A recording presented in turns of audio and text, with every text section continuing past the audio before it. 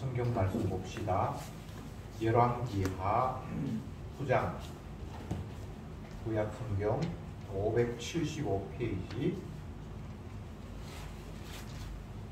열왕기하 9장 1절부터 10절까지 보도록 하겠습니다.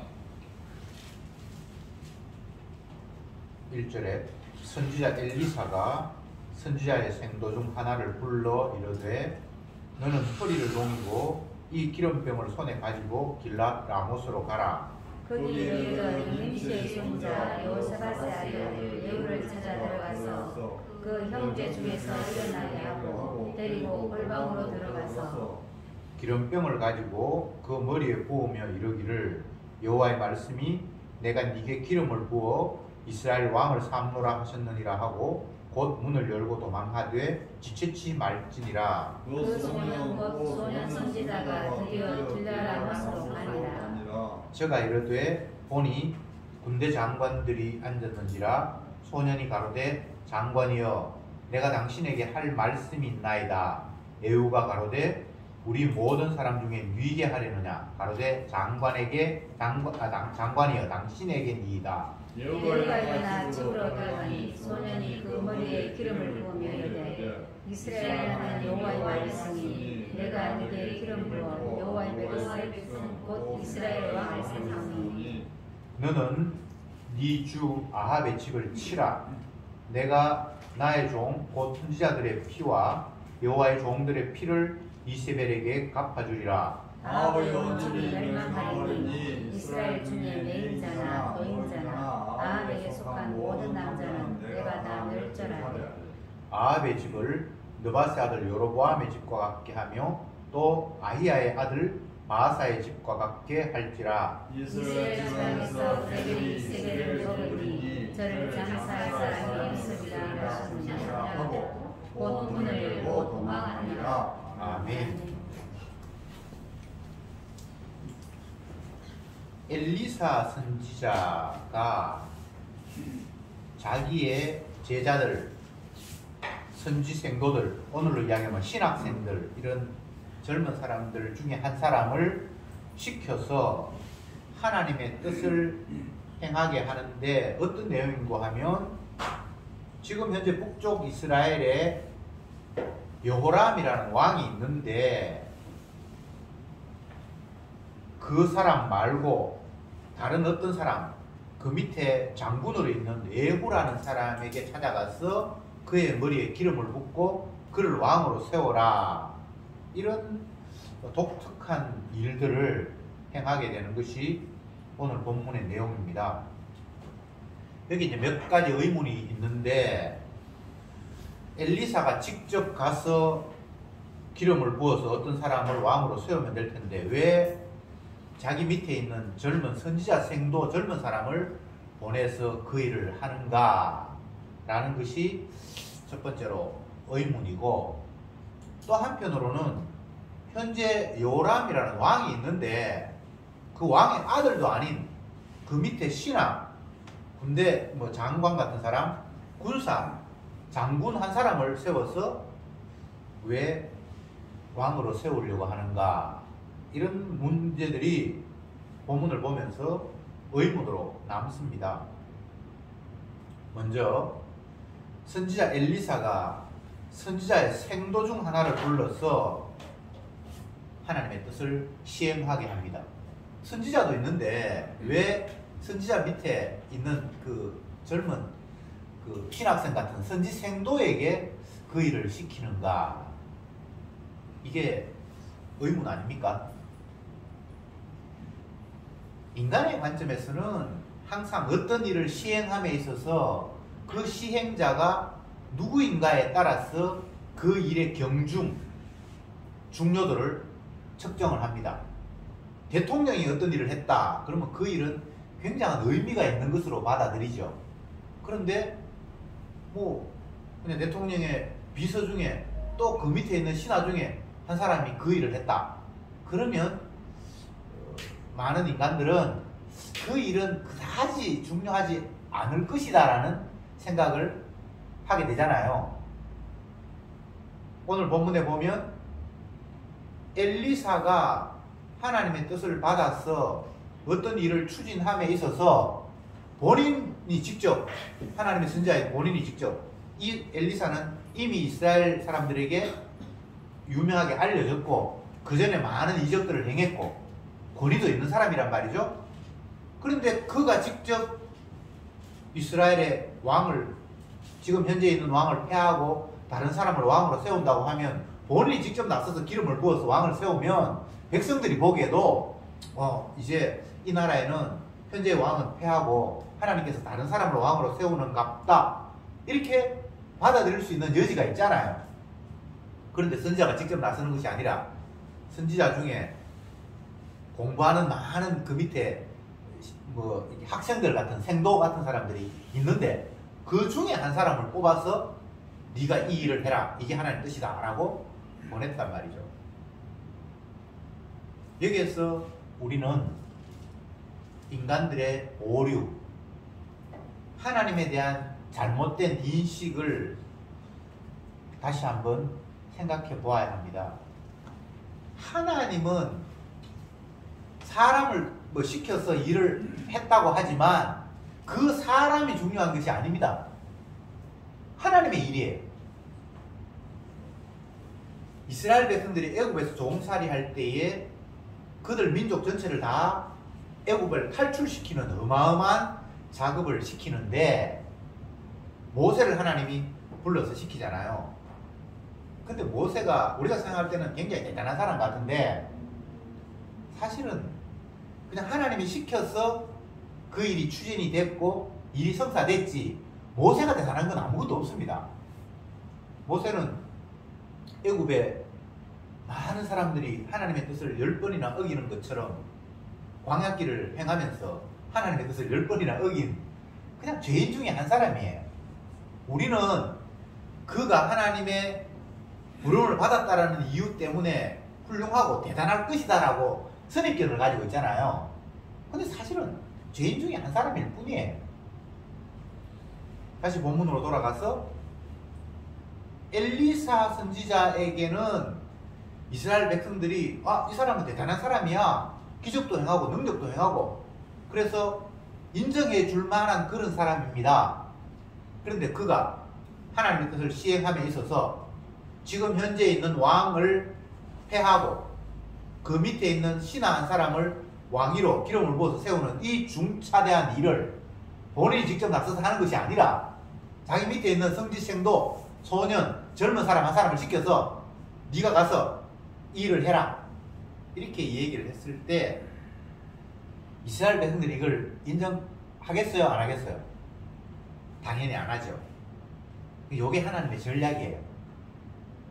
너희들은 내 일을 중요하게 여기지 않아. 너희들이 중요하게 여기지 않는다 할지라도 이건 하나님 나의 뜻이야. 그렇기 때문에 반드시 시행돼.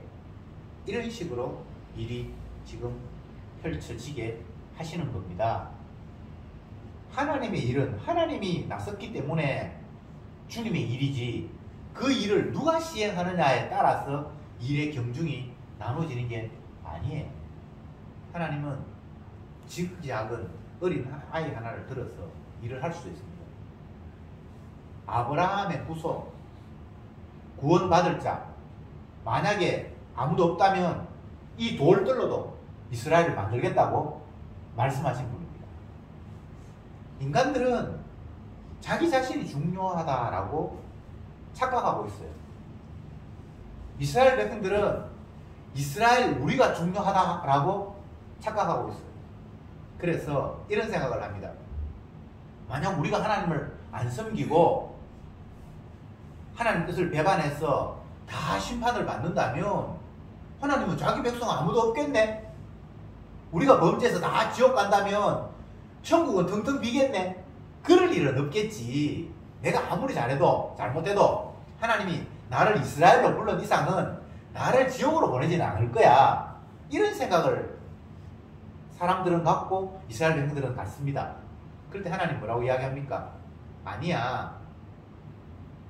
너희들이 이스라엘이지만 내 말을 어겼다면 내 약속대로 너희들 다 지옥으로 보낼 수 있어. 천국에 한 사람도 갈 사람이 없다고? 그렇다면 내가 이 돌들로도 내 백성 만들 거야. 그렇게 말씀하시는 분이에요. 이렇게 되면 심각하잖아요. 그렇잖아요. 이스라엘 생각이 얼마나 잘못된가를 알겠죠. 이런 예를 한번 들어봅시다. 그 집안에 아들이 혼자밖에 없어요. 그래서 부모님이 만약에 돌아가신다면 자동으로 그 하나밖에 없는 아들에게 모든 유산이 가겠죠. 그러니까 이 아들은 부모님의 말에 별로 신경도 안 쓰고 뭐 순종해야 될 이유가 그닥 없어요. 왜냐면 아들이 자기 혼자밖에 없으니까. 뭐 부모 재산 다른 데 어디 갈 데가 없어. 그럴 때 부모가 네가 아들 하나밖에 없어서 내 재산 다 네게로 갈 줄 알았지. 나는 너를 아들로 네가 계속 나를 부모로 공경하지 않는다면 나는 너 아들로 인정하지 않고 양자 삼아서 그에게 재산 물려줄 거야. 이런 거하고 똑같은 거예요. 지금 이스라엘 백성들이 오해하고 있는 것은 우리는 하나님의 택한 백성이야. 그러기에 어떠한 경우라도 하나님이 우리를 버릴 수 없을 거야 라는 이런 착각을 하고 있는 거예요. 과연 하나님이 그럴까요? 이스라엘은 원래 한 나라였습니다. 그런데 하나님에 의해서 세워진 다윗 왕 그리고 그 아들 솔로몬 한 대 더 내려가서 로보암이 또 되니까 이 로보암이 하나님의 뜻을 따르는 것이 아니라 이방인들처럼 엉망으로 나라를 만들어버렸고 자기 자신도 우상 숭배하고 이런 사태가 되어버렸어요. 왜 그런 식의 행동들을 그들이 할 수 있었던가 하면 이방 나라는 하나님 택한 백성이 아니고 우리는 이스라엘이니까 어떤 경우에도 하나님 우리를 버리지 않을 거다라는 그런 착각을 하면서 자기 마음대로 아버지의 뜻을 어기는 과감한 일들을 하고 있는 거예요. 그럴 때 하나님이 하신 일이 뭡니까? 다윗의 혈통이 아닌 다른 엉뚱한 사람을 세워서 왕으로 세우고 그들에게 더 많은 나라의 지분을 안겨줘 버리는 거예요. 다윗의 혈통의 지분은 2지파밖에 없고 다윗의 혈통이 아닌 사람을 세워서 10지분을 이 사람들에게 왕권을 주어버린 거예요. 하나님이 하시는 일을 자꾸 우리의 상식으로 예단해서는 아니 됩니다. 하나님의 뜻을 어긴다면 이스라엘 아니라 아들 아니라 누구도 다 버리는 거예요. 하나님의 아들이 유일하게 예수님인데 독생자인데 하나님께서 그 예수님을 십자가에 못 박아 죽도록 내버려 뒀죠. 그때 예수님이 마지막 죽기 전에 하시는 기도의 내용이 이런 것이 있습니다. 아버지 어찌하여 나를 버리시나이까. 할 수만 있으면 이 잔을 내게서 물러가게 하옵소서라는 기도를 했죠. 그런데 아버지가 그 아들의 기도를 응답합니까? 아들인데 죄에 있다라는 이유로 죄를 담당했다라는 이유로 그를 죽여버리잖아요. 그러니까 그런 걸 생각을 하면 이스라엘 백성들이 이런 생각을 감히 가질 수가 없겠죠. 하나님은 자기 아들마저도 죄에 있다라는 이유로 십자가에서 저주받게 죽여버리는 하나님. 다시 본문으로 돌아가서 이스라엘은 지금 정신을 못 차리고 있습니다. 다윗의 혈통 그들이 정신을 못 차려서 정신 차리게 하기 위해서 이들을 찢어서 더 큰 나라를 엉뚱하게 줬습니다. 근데 이들이 또 정신을 못 차려요. 그러니까 저는 이들도 박살을 내는 거예요. 그게 오늘 본문에 나타난 이야기입니다. 아합의 아들 여호람이 지금 북왕국 이스라엘을 다스리고 있는데 하나님께서 그 여호람의 신하되는 한 장군 예후에게 기름을 부어서 그를 왕으로 삼고 현재 있는 왕을 폐위해버려라. 이거 엄청난 일이잖아요. 근데 그 일을 선지자가 직접 나선 것도 아니고 선지자 밑에 있는 어린 생도 하나를 시켜서 그 일을 하라고 한 거예요. 그러면서 재밌는 것이 네가 이 기름병을 가지고 가서 에우라는 사람을 찾아서 혼자 그를 불러내어서 그에게 기름을 붓고 너는 즉시로 도망해서 오라고 엘리사 선지자가 명령을 내렸습니다. 그래서 이 어린 선지 생도는 선생님이 시키는 대로 기름병 가지고 에우를 찾아가니까 그 왕의 신하들이니까 모여서 몇 명이 있었습니다. 그래서 장군들이여 내가 할 말이 있습니다. 그러니까 에우가 우리 중에 누구에게 네가 할 말이 있냐? 바로 당신입니다. 저와 개인적으로 좀 얘기를 합시다. 그렇게 해서 불러내어서 졸지에 그의 무리에 기름을 붓고 하나님이 당신을 이스라엘 왕으로 삼았습니다. 라고 하고 막 도망을 쳐 왔단 말이죠. 참 이런 이야기가 왜 성경에 있어야 되는지를 오늘날 밥 먹고 살아가고 코로나 때문에 마스크 쓰면서 이 전염병 안 옮기려고 발부둥 치면서 살아가는 우리들에게는 이거 굉장히 생소한 이야기예요. 그런데 생소하면 안 돼요. 어떤 의미인가 하면 범죄한 자기 백성에 대해서는 하나님의 심판이 여지없이 쏟아진다라는 이야기를 하고 있는 겁니다. 남쪽 유다 심판해요. 북쪽 이스라엘 당연히 심판하죠. 그러면 이방인 이거 물어볼 것도 없어요. 하나님의 뜻에 어긋났을 때 주님은 분노하시고 그들에게 진노를 쏟아 부으신다라는 것이 본문의 핵심입니다. 이제 남의 이야기 하지 말고 우리 이야기 해봅시다. 그러면 나는 교회 다니고 예수 믿고 아니면 뭐 교회 안 다니는데 그래도 나한테 예수 믿는다고 우기고 어떤 형편이 있든지 하나님의 말씀에 불순종했을 때 심판은 당연지사겠죠. 교회 다닌다고 하나님 봐주고 뭐 예수 믿는다고 봐주고 이스라엘이라고 봐주고 하나님의 아들이라고 봐주고 그런 게 없어요. 하나님은 예수님이 십자가에서 죽임을 당했잖아요. 왜? 죄인의 죄를 담당하셨기 때문에 그를 가차없이 죽였잖아요. 이게 하나님의 법칙이에요. 오늘 성경은 우리에게 그 이야기를 하고 있습니다. 그런데 지난주에 우리가 살폈던 본문을 보면 다시 한번 앞으로 넘어가서 열왕기하 8장 19절을 한번 봅시다. 같이 읽어볼게요. 시작. 여호와께서 그 종 다윗을 위하여 유다 멸하기를 절개하지 아니하셨으니 이는 저와 그 자손에게 항상 등불을 주시겠다고 하셨습니다. 이 이야기는 뭔가 하면 남쪽에 여호람이라는 왕이 있었는데 그가 북쪽의 왕의 왕비를 데리고 와서 결혼을 하고 그쪽처럼 엉망진창으로 살았더라. 이렇게 얘기를 해놓고는 하시는 말씀이 여호와께서 그 종 다윗을 위하여 유다 멸하기를 절개하시지 아니하였고 그 자손에게 항상 등불을 주시겠다고 허락하셨더라. 이렇게 되어 있습니다. 엉망진창으로 죄를 지었는데 다윗을 생각하사 그들을 멸하기를 절개하지 않았다. 그러니까 멸하는 거 하나님께서 안 했다라는 이야기를 하고 있는 겁니다. 여기서 두 가지가 나누죠.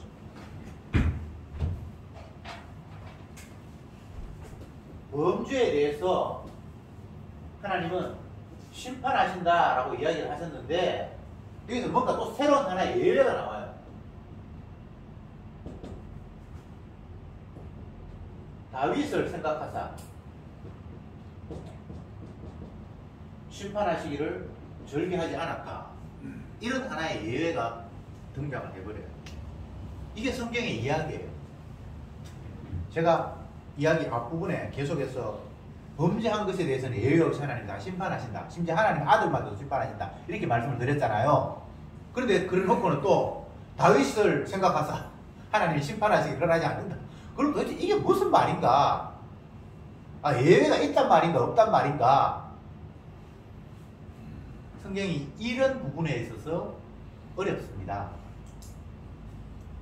모든 사람이 죄를 범하였음에 하나님의 영광에 이르지 못하더니 이렇게 로마서에서 이야기하고 있죠. 창세기에서는 아담이 하나님이 금하신 선악과를 따먹음으로 말미암아 생명나무가 있는 에덴 동산으로부터 추방하였더라. 그러면 생명나무가 있는 곳부터 추방됐으면 이제 그쪽은 생명이 있다 없다? 없다. 참 이게 성경이 하나같이 우리에게 들려주고 있는 이야기입니다. 그런데 중요한 것은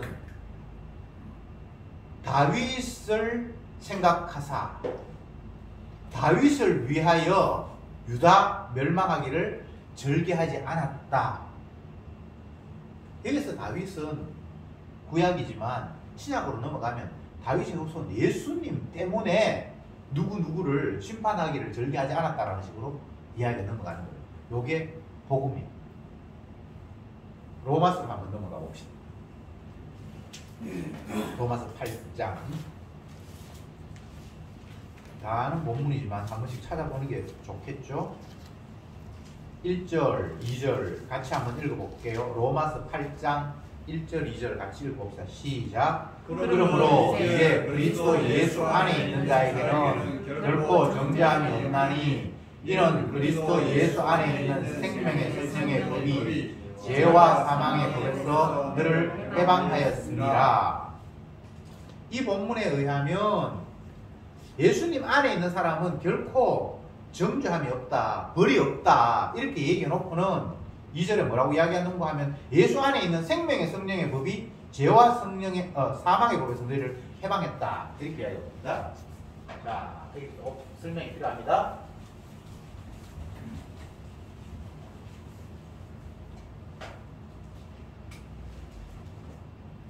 죄와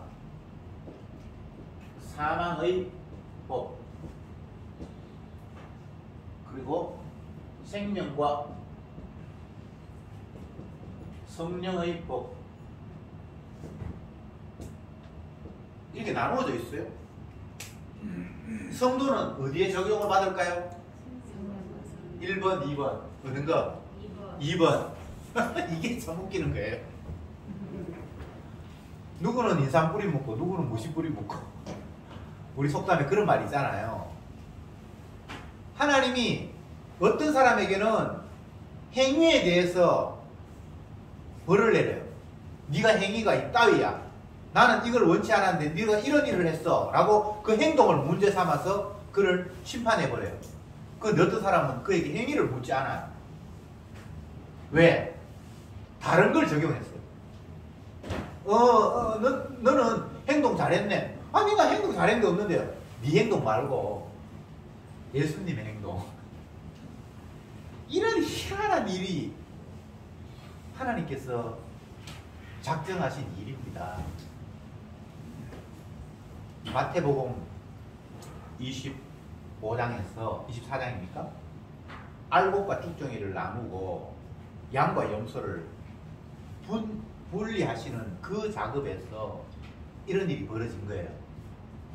어떤 사람이 너는 의롭다 오른쪽, 너는 악하다 왼쪽. 그런데 이제 악하다고 판정받은 사람이 반응이 이제 먼저 나타나죠. 아니 나는 뭐 이것도 하고 저것도 했는데요. 그거 악이야. 이 오른편에 쓴 사람들에게 주님께서 너는 의롭기 때문에 내가 이쪽에 세웠어. 근데 이쪽 오른편에 쓴 사람이 아무리 생각해봐도 의로운 게 없는 거예요. 그래서 뭐가 이 행정 착오가 있었던 것 같아. 뭐 서류가 뭔가 잘못됐든지 뭐가 이름이 바뀌었든지 뭔가 문제가 있는 것 같아요. 그래서 주님 뭐 저는 착한 것도 없고 이쪽에 써야 될 이유가 없는데요 라고 이야기하니까 네가 어떻게 한 일이 그거 내가 기뻐하는 의로운 일이야. 근데 가만히 생각해 그것도 기억도 안 나. 엄밀히 따지면 하나님의 아들이 한 일을 오른편에 쓴 사람이 이게 너의 일이라고 그냥 강제로 안기는 거예요. 전쟁을 쳤는데 나는 그때 일이 있어서 전쟁에 못 나갔어. 그런데 전쟁을 승리하고 돌아왔어. 그 전리품을 내게 그냥 안겨주는 시기. 참 이게 인간적인 상식으로 좀 어거지고 말이 좀 안 되잖아요. 내가 잘못했어 내가 벌을 받고 내가 잘해서 내가 칭찬을 받아야 되는데 내가 잘한 것도 없는데 잘했대. 나 잘한 거 없는데. 예수님의 잘한 게 네가 옮겨졌어. 그래서 너 잘한 거야. 이런 이야기를 성경이 들려주고 있습니다. 모든 사람들은 율법의 적용을 받습니다. 그런데 성도는 율법 외에 한 의의 적용을 받습니다. 모든 사람들은 죄와 사망의 법에 얽혀 있습니다. 그런데 어떤 사람은 생명의 성령의 법이 적용이 되는 거예요. 야, 이게 참 이게 어떻게 이런 일이 있을 수 있는가? 이게 하나님의 약속이에요. 뭐 다른 이유가 없어요. 그러면 죄와 사망의 적용을 받는 사람과 생명의 성령의 법을 이렇게 적용받는 사람이 어떻게 나누어지는가? 이건 우리가 나누는 게 아닙니다. 애초부터 하나님께서 나누셨어요. 왜? 자기의 공로를 드러내기 위해서, 자기의 희생의 공로가 얼마나 대단한가를 드러내기 위해서 성령의 생명의 법을 적용받는 사람을 따로 뽑아놓은 거예요. 하나님의 아들 예수님이 내가 너희 죄를 위해서 내 피를 흘렸고 내 살이 찢겼어, 내가 이만큼 대단한 사랑을 너에게 베풀었어 라는 그 사랑을 보여주기 위해서 사랑받는 사람을 이미 주님께서 따로 뽑아놓은 거예요. 이게 성경이 이야기하는 복음이에요.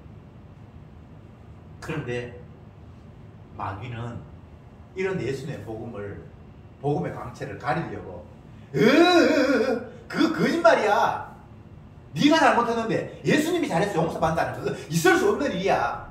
네가 잘해야 돼. 네가 잘해야 돼. 그거 다 거짓말이야. 네 앞으로 정신 차리고 열심히 바로 살아. 이렇게 계속해서 주님의 공로를 가리는 작업이 마귀에 의해서 펼쳐져요.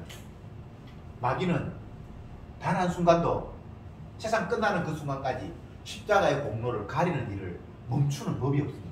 이건 기계예요. 그냥 자동적으로 그 일을 하는 거예요. 근데 성도는 주님의 은혜로 그 사실을 깨달아요. 내 공로로 천국 갈 수는 없어. 율법의 행위로 의롭다함을 얻을 육체는 없어. 율법을 기준으로 해서 네 행동 원래 너는 행동 잘했네 라고 판정받을 사람은 아무도 없어. 그러면 어떻게 의롭게 되는데? 예수 그리스도의 의가 우리에게 옮겨져서 의가 되는 거예요. 그분의 피가 우리를 뒤덮어서 내 죄가 안 보이는 거예요. 피만 보이는 거예요. 그래서 그게 의가 되는 거예요. 이 사건이 처음 있었던 일이 언제입니까? 이스라엘 백성들이 출애굽할 때 6월절이 처음 있었는데 그때 그 일이 벌어진 거예요. 하나님이 애굽의 모든 죄를 심판하시기 위해서 대표적으로 맏아들, 첫 번째 아들, 장자를 다 천사를 통해서 죽여버려라 라고 하나님의 명령을 천사가 받았죠. 그랬는데 하나님께서 모세를 통해서 새로운 한 법을 마련해 주셨습니다. 어린 양의 피를 문 입구에 바르고 그 집 안에 있는 사람들은 죽음의 천사가 통과할 것이다. 그러니까 이 죽음에서 예외되는 것은 죄가 없음 때문이 아니에요. 모든 사람이 다 죄인이에요. 애국 땅에 있는 모두, 애국 땅에 있는 애국 사람, 애국 땅에 있는 이스라엘 사람들 다 똑같은 죄인이에요. 하나도 구분이 없어요. 그래서 죄 때문에 심판받은 것이 애국 사람들이라면 죄 때문에 심판 안 받는 독특한 사람이 생긴 거예요. 그 사람들이 유대인들인데, 히브리인들인데 그들은 죄 때문에 심판 받아야 되는데 안 받고 어린 양의 피 때문에 용서를 받은 거예요. 죄가 없어서가 아닙니다. 죄가 있는데 그 죄 위에 어린 양의 피가 덮여져서 의로 인정이 되어서 심판이 지어야 된 거예요. 이게 율법 외에 한 의예요. 그러면 주님이 왜 그런 식으로 일하셨는가? 제가 앞부분에도 이야기했습니다만 예수님의 그 십자가의 희생과 공로를 자랑하라고 용서받은 자를 따로 뽑아 세운 거예요. 용서 없는 사람들은 어차피 그건 뭐 주님의 관심의 대상이 아니에요. 그들은 그 행한 대로, 오늘 본문에 나타난 대로 북쪽 이스라엘은 그 행한 대로 심판받아요. 아합의 그 가문 작살 낼 거다 그래서 그냥 작살 나는 거예요. 그런데 작살 나야 되는데 작살 안 나는, 그들은 행위가 악한데 악하다고 심판하지 않는 어떤 독특한 생명이 있다 이 말이죠. 그러면 그들이 훌륭해서? 아니죠. 그들의 죄를 용서하시는 분을 자랑하라고 그들은 용서받는 역할을 맡은 거예요. 그러면 용서받은 사람은 나 용서받았어 라고 자기 자랑하는 것이 아니라 나는 1000번만 죽어도 마땅한 죄인이야. 그런데 주님이 자기 희생으로 나를 덮으셨어. 주님의 사랑은 이렇게 놀라운 거야. 이 자랑하는 자가 성도고 용서받은 자라는 사실을 성령을 통해서 깨닫게 하시는 거예요. 이것 말고 다른 식의 구원은 없어요.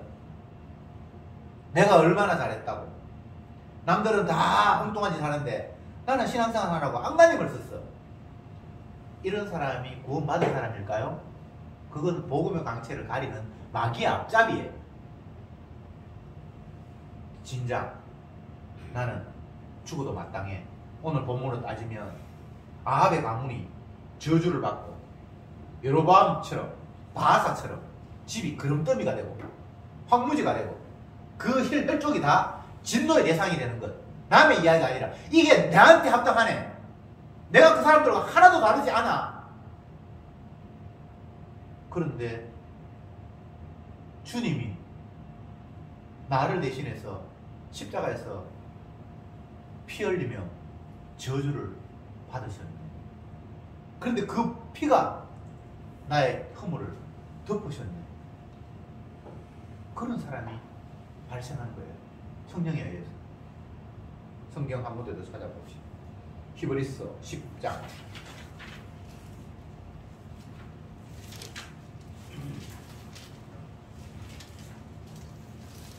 362페이지, 히브리서 10장 19절, 363페이지 19절을 제가 읽어보겠습니다. 히브리서 10장 19절. 그러므로 형제들아, 우리가 예수의 피를 힘입어 성소에 들어갈 담력을 얻었나니 그 길이 우리를 위하여 휘장 가운데서 열어놓으신 새롭고 산 길이요 휘장은 곧 저의 육체니라. 이게 이상한 말을 해놨죠. 예수님의 피를 힘입어 성소에 들어가는데 그 휘장 가운데 열어놓은 길은 예수님의 육체다. 휘장이 이렇게 쳐져 있으면 글로 이제 성소로 못 들어가는데 휘장이 이렇게 젖혀졌어요. 근데 휘장이 젖혀지면서 예수님의 몸이 갈라졌다는 거예요. 그리고 예수님의 피를 힘입어 우리가 그곳에 들어간다는 거예요. 성소에 들어간다는 것은 이제 주님과 하나가 되었다는 것이고 의롭다는 것이고 깨끗하다는 의미예요. 내가 깨끗해서가 아니라 예수님이 휘장처럼 자기 몸이 피로 흘려서 찢어져서 그 피가 우리에게 덮여짐으로 말미암아 내가 담대하게 그 피로 길을 만들어서 들어가게 되었다라는 놀라운 이야기를 하고 있습니다. 이게 구원이에요. 구원은 내가 기도해서 노력해서 받는 게 아니에요. 예수님이 자기 몸을 찢어서 그 피를 우리에게 덮어 씌움으로 말미암아 자연스럽게 성소로 들어가는 휘장이 찢어졌으니까 길이 만들어졌고 우리는 그 피를 입어서 그 피를 삼아 주님 앞에 나아가는 것. 이게 주님이 마련하신 구원입니다. 오늘 본문에서 아합의 가문이 저주를 받아서 그 뿌리까지, 그 자녀들까지 다 박살이 날 거다. 이게 보편적인 하나님의 심판, 죄에 대한 심판의 모습입니다. 그런데 그 모습만 있는 게 아니라 앞부분에서 우리가 지난주에도 말씀을 드렸습니다만 그는 범죄를 했는데 하나님께서 다윗을 생각하사 그를 벌하기를 기뻐하지 않았다는 이런 놀라운 약속. 이것은 반드시 죄에 대한 심판이라는 것이 전제되어야 되고요. 그리고 내가 죄인이라는 것이 인정이 돼야 되고요. 그런데 그 가운데 하나님의 약속, 다윗을 생각하사 예수 그리스도의 공로를 생각하사 십자가의 피의 의미를 돋보이게 하기 위해서 주님은 생명의 성령의 법을 자기 백성에게 적용시킨다라는 이 놀라운 소식. 이게 성경이 이야기하는 기쁜 소식, 십자가의 복음입니다. 기도합시다. 주님, 오늘 이 시간도 저들에게 죄와 심판의 법 외에 생명의 성령의 법이 있음을 알려주시니 참으로 감사합니다. 우리는 1000번 만번 죽어도 아무리 큰 심판을 우리에게 쏟아부었다 한들 우리는 항변할 수 없는 완악함 그 자체입니다. 그러나 이런 완악한 저희들에게 심판이 아닌 긍휼과 사랑이 쏟아지는 것이 웬 일입니까?